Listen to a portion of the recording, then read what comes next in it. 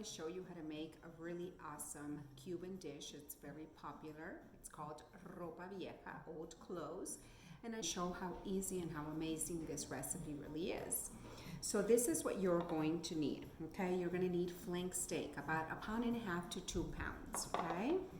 1 onion, whole onion, chopped, 6 to 8 garlic cloves, 2 teaspoons of salt, 2 teaspoons of cumin, and 2 teaspoons of oregano, and 2 bay leaves, okay? And then you're gonna need 1/2 cup of beef broth and a can of tomatoes. Now I'm using fire roasted tomatoes. I really like using these now because I really feel that they elevate the flavor of some of my dishes, and so that's what I'm going to be using. So this is how this goes. It's very simple. Oh, sorry, and you're also going to need 1/2 cup of wine, okay? The recipe called for half of white wine, but I don't have white wine in the house, so I always improvise, okay? So I'm using red wine today.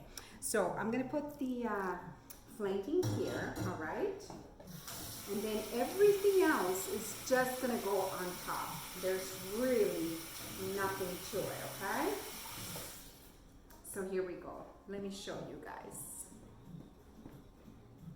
All right, so the flank is in there. And you know, usually, I don't know if I told you guys already, they cook this on a pressure cooker, or some people cook it. I actually saw the recipe for a crock pot, so I'll be sharing the original recipe, okay? But you know, again, I've never made this before.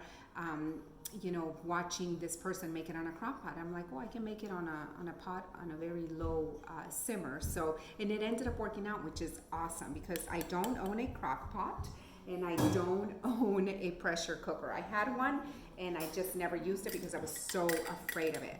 And many, many years ago, I had someone teach me how to make ropa vieja, but they taught me how to make it,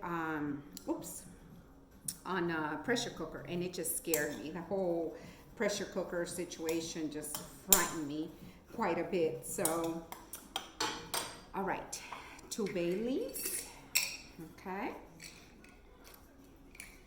This is a really beautiful recipe. I just love how well it goes with rice and beans and fried plantains.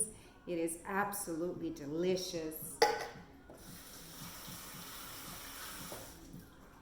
Okay, and now let's do the 1/2 cup of wine. Okay, beautiful.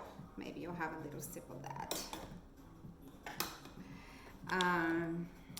And then the beef broth, and you're gonna put it, bring it to a boil, okay? And then you're gonna let it simmer for 2 hours. I know you're saying, how can I sit there and watch this darn thing for 2 hours? I don't have 2 hours. The thing is, you really don't have to do anything with it.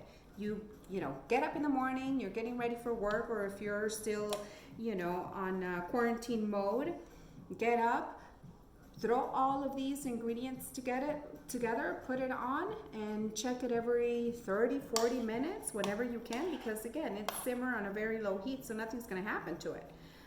And after 2 hours, you're gonna have this really amazing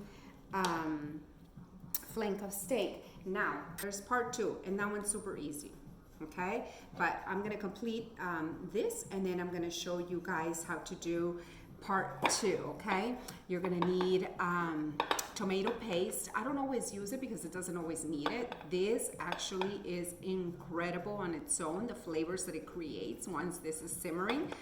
And then, you know, if you need the tomato paste, we'll add that, but I'll let you guys know.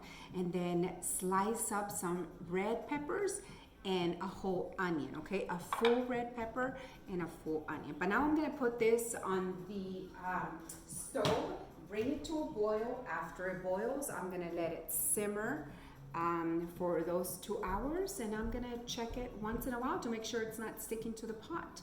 And then I'll show you guys the end result. Again, it's served with black beans, rice, and fried plantains. It is absolutely flavorful. It's very common Cuban dish, and I'm hoping that you guys are going to try it because it's very easy and delicious, which is the most important part. Hey, it's been an hour, so now I'm just going to flip it. You see that? And then back at it again. Another hour. Bye-bye. Okay, so this is what it looks like after a couple of hours of cooking. Okay, so now I'm gonna start shredding this flank steak, ropa vieja. Okay, so here we go. Look. Usually, as I'm shredding the meat, I keep cooking the sauce so it would thicken.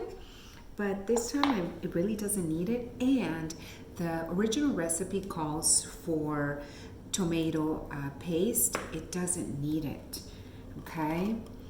Right now, this is perfect. It's absolutely beautiful, and it tastes amazing. So this is what I do, guys. This is how fast this goes, okay?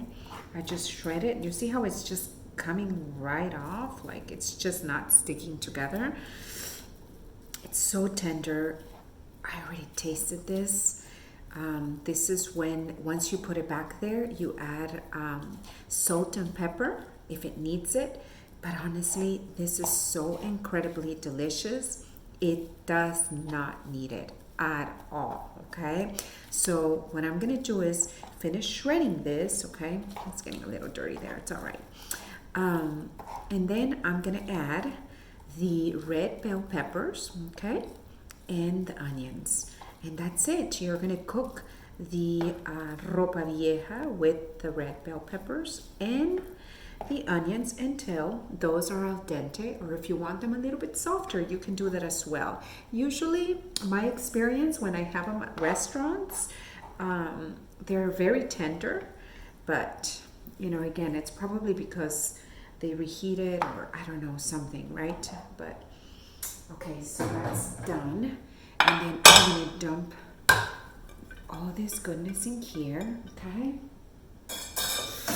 You know what? Sometimes, if you feel that perhaps it needs a little bit more of the beef broth, you can add that in there too. So all the work I had to do, I dumped everything in the pot, waited, checked it after an hour, flipped it, and then after 2 hours, it's done.